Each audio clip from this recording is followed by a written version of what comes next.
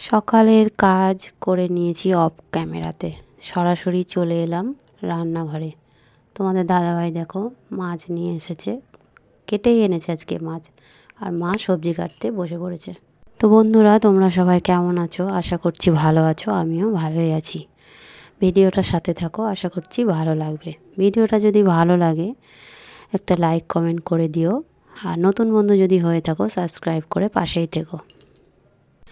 মা তো মাছ ধুয়ে দিয়েছে, কেটে, আজকে তো কেটেই নিয়ে এসেছিলো মাছ, তো মা কিন্তু ধুয়ে দিয়েছে। মাছ কেটে বা ধুয়ে মা কিন্তু দেয়, বা সবজিও কেটে মাই দেয়।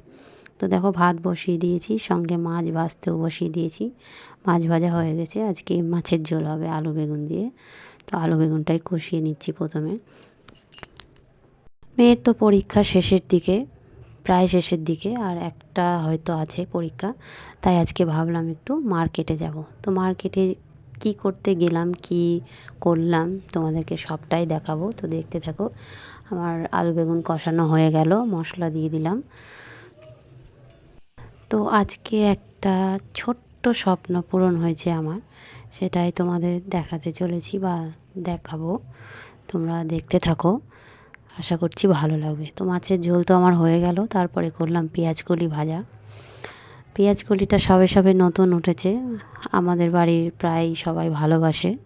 তো পেঁয়াজকলি ভাজা করলাম, আর সঙ্গে করেছি মাছের মাথা দিয়ে কপির ঘন্ট। ঠান্ডা পড়ে গেছে, বাঁধাকপি ফুলকপি তো হবেই, তাই মাছের মাথা দিয়ে বাঁধাকপিটা করলাম। আমাদের বাড়িতে বাঁধাকপি হলে বেশিরভাগই হয় মটর দিয়ে বাঁধাকপি হবে, না হলে আমিষের দিন মাছের মাথা দিয়ে বাঁধাকপি হবে।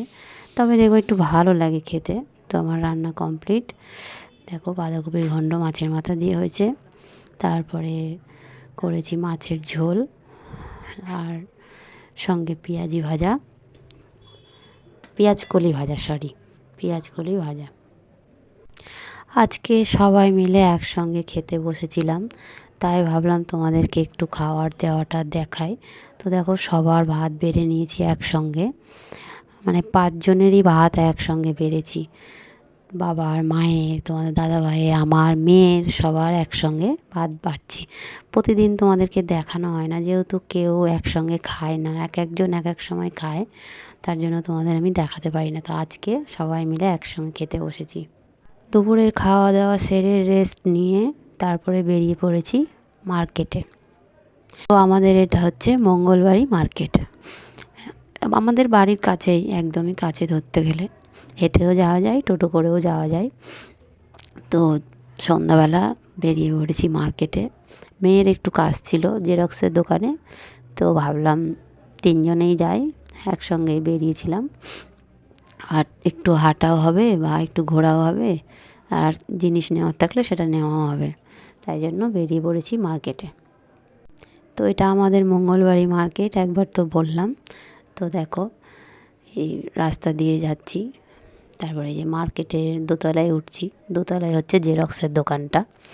তো মেয়ের জেরক্স করার ছিল, বললাম। দেখো সবই পাওয়া যায় এই মার্কেটে, কোনো কিছুই বাদ নাই, সব কিছুই পাওয়া যায়। মেয়ের পরীক্ষার জন্য অনেক দিন বাইরে বেরানো হয়নি, জানো তো। সেই কালী পুজোতে ঠাকুর দেখতে গিয়েছিলাম, তারপরে আর বাইরে বেরোয়নি, কারণ একা একা বেরাই না, খারাপ লাগে, মেয়ে যেতে পারবে না, আর আমরা একা একা ঘুরে নিব সেটা হয় না। একসঙ্গেই কিন্তু যাই, 3 জনে যেখানেই যাই। তো দেখো আজকে অনেক দিন পর একটু বাইরে বেরিয়েছি। তো দেখো মার্কেটের দোতলার উপর থেকে তোমাদেরকে একটু দেখাচ্ছি, যে এটা আমাদের মার্কেটের যে রাস্তা, এটা দেখা যাচ্ছে, আর এটা মার্কেটের ভিতর। আর এই দোকান থেকে মেয়ের জেরক্স করার ছিল, তো জেরক্স করে চলে এলাম। তারপরে মেয়ে বলল মা আজকে মোমো খাই, অনেক দিন মোমো খাওয়া হয়নি।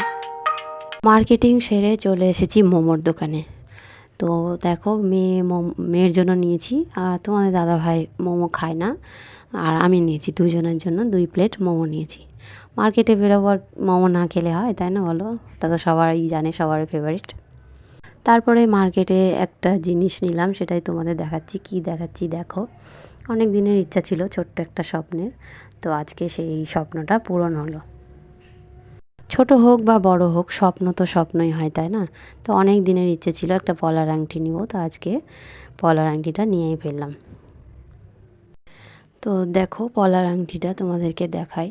হালকা, একদমই হালকা, একদমই অল্পের মধ্যে আংটিটা নিয়েছি। কেমন হয়েছে জানিও ডিজাইনটা, আমার তো ভালোই লেগেছে। মানে বেশি ভারীর মধ্যে যায়নি, বুঝতেই পারছো সোনার এখন অনেক দাম, তাই একদম হালকার মধ্যেই নিয়েছি। তো ভিডিওটা কেমন লাগলো জানিও। আজকের মতো বাই, দেখা হচ্ছে নেক্সট ভিডিওতে।